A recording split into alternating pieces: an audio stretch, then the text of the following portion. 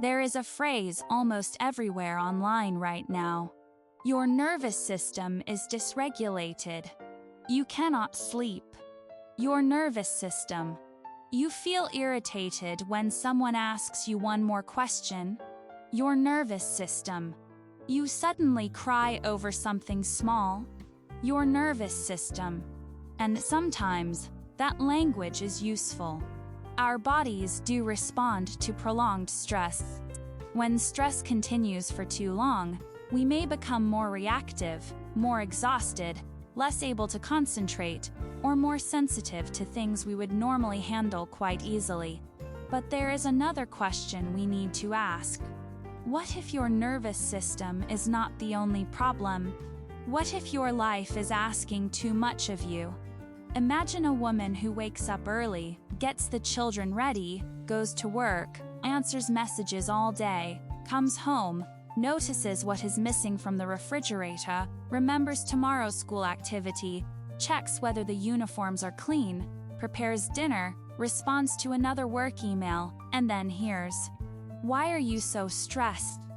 From the outside, nothing dramatic has happened. There was no crisis.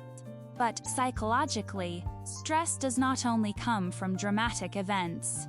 It also comes from repeated demands without enough recovery, control, support, or resources. And that distinction matters. Because if we tell someone that every uncomfortable reaction is simply a nervous system problem, we may accidentally give them another job.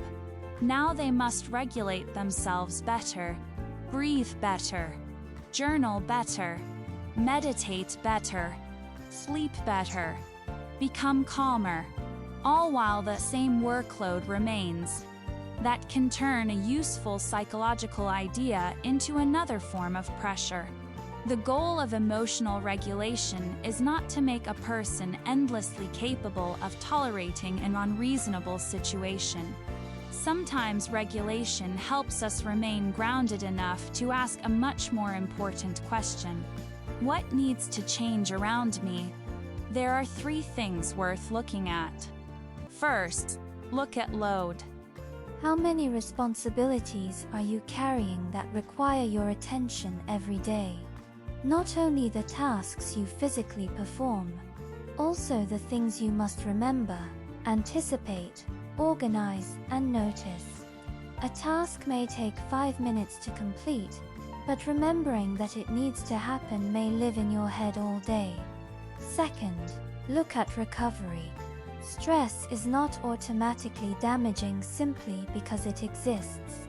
Human beings can handle demanding periods when those periods are followed by genuine recovery. But recovery is not scrolling on your phone while still mentally planning tomorrow. It is not sitting down while someone continues asking you where everything is. Recovery requires moments in which your mind is genuinely released from responsibility. And third, look at shared responsibility. If you live with other people, ask whether they are helping with individual tasks or actually sharing ownership of the system. There is a difference between, "Tell me what you need me to do," and, "I see what needs to be done, and I will take responsibility for it." The first may reduce physical work. The second reduces mental load. This is why some people can take a day off and still feel exhausted. Their body has stopped working, but their mind has not stopped managing. So yes, learning to regulate stress can be useful. Slow breathing can help. Movement can help. Sleep matters. Pausing before reacting can help. But regulation should not become a way to teach yourself to tolerate everything indefinitely. Sometimes your reaction is information. It may be telling you, "There has been too much for too long. I need recovery. I need clearer boundaries. I need responsibility to be redistributed. I need to stop being the only person who notices." A healthier question, then, may not be, "How do I become less affected by this?"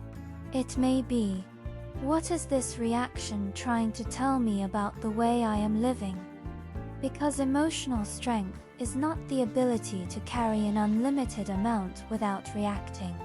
Sometimes strength begins when you finally recognize, this is too much for one person to carry alone. And that recognition is not the end of regulation. It may be where real regulation begins. This is the channel, Psychology for Life. If this helped you understand something you have been feeling but could not name, follow the channel for more practical psychology for everyday life.